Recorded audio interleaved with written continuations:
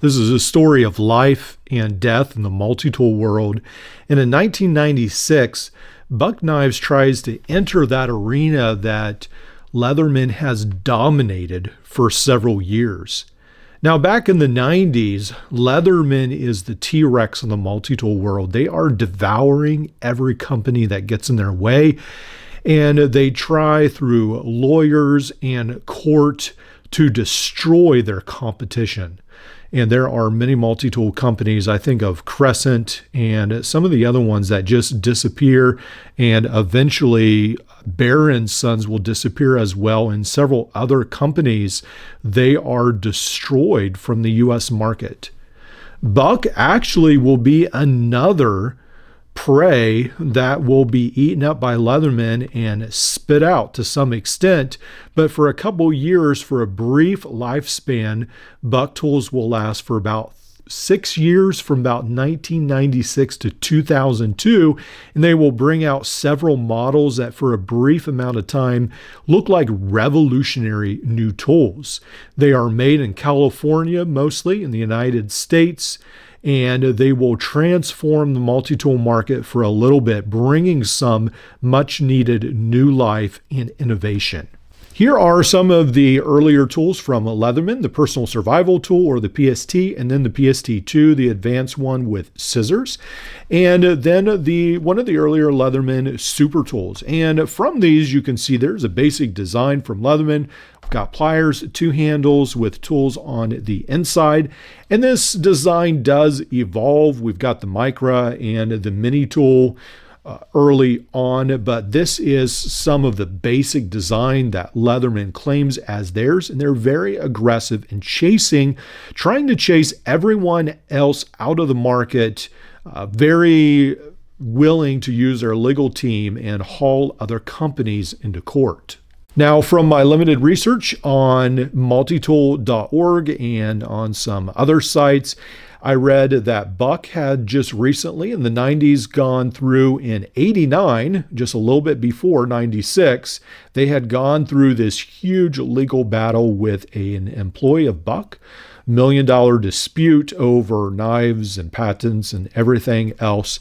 And so in 1996, Buck does not want to get drawn into a huge legal battle with Leatherman. So they reach out to Splain Designs. Splain Designs comes up with, some people say it's essentially the same patent as the Saga Paratool, and they're allowed to use it. I'm not sure if that's true or not, but it's a dual pivot design, and the Buck 360 is born.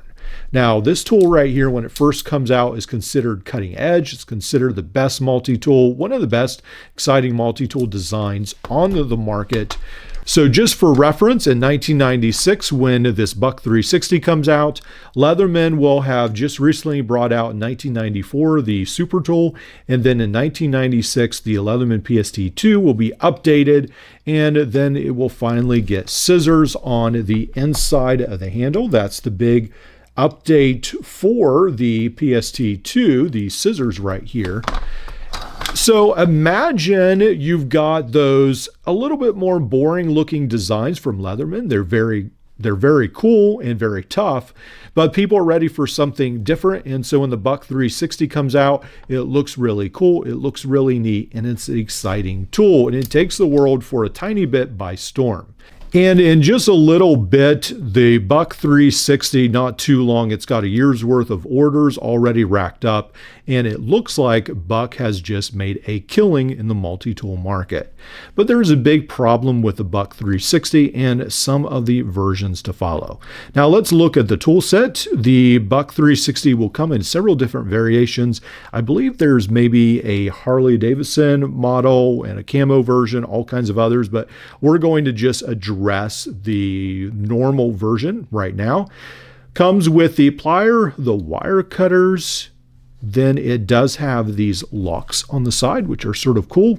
Then you can fold out these tools. It's got the combo blade.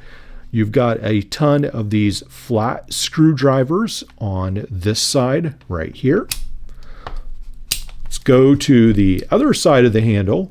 Got a full serrated blade, lot of these blades can be a little sharp, so I don't want to damage my hand here.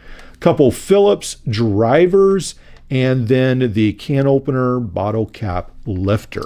So when we put this Phillips screwdriver out like this, then we can use this push button lock, and then it is back in place.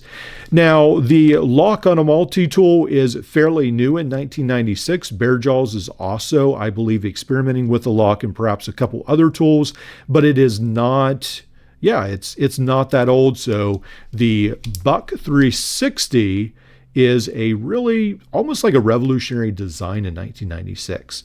Now, the huge flaw in the Buck multi-tool, and one of the things that eventually destroyed it, I believe, is that the lock springs right here on this axis handle break fairly easily. So I've got one that's pretty much locked in place.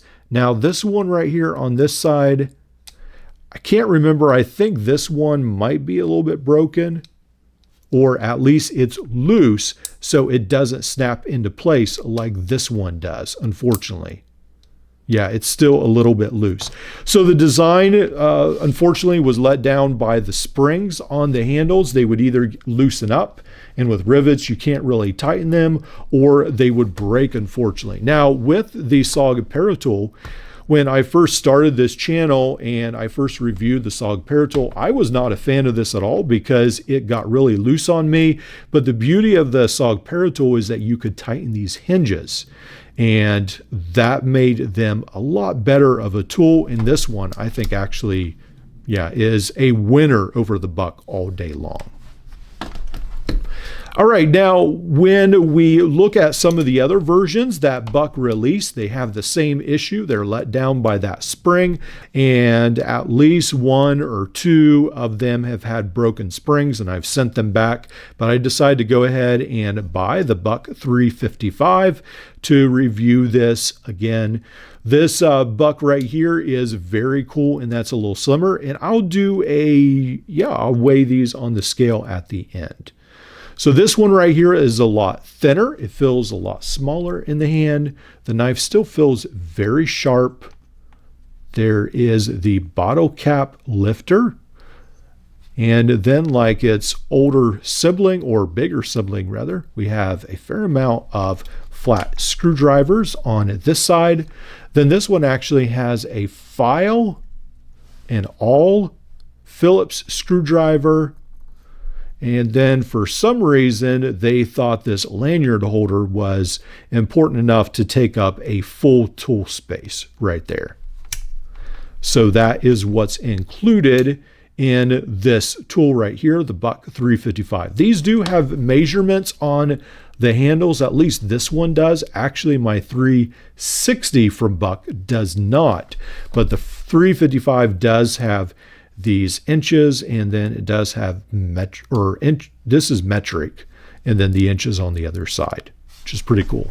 Now, one of the cool things that Buck did with their tools, and Leatherman will do it with its OHT model, is they actually put what you have in your handle on the outside, so that when this is folded up, you can easily grab whatever handle you want and then use those tools. I think that's a unique feature, and we don't see that really anymore, but as I said, on the Leatherman OHT, I believe they did use that. Now, the next tool I want to talk about is the Buck. This is the Buck Mini tool, the 350. This is a very cool little tool. It's very, very small, but it has the same design. I didn't want to spend a ton of money on mine, and so on this one right here, the whole frame is bent, unfortunately. But at least you get to see a little bit of what it is. It almost looks like it's made for a tiny G.I. Joe character. It is very, very small. There's no wire cutters on these. They don't even pretend to put them in.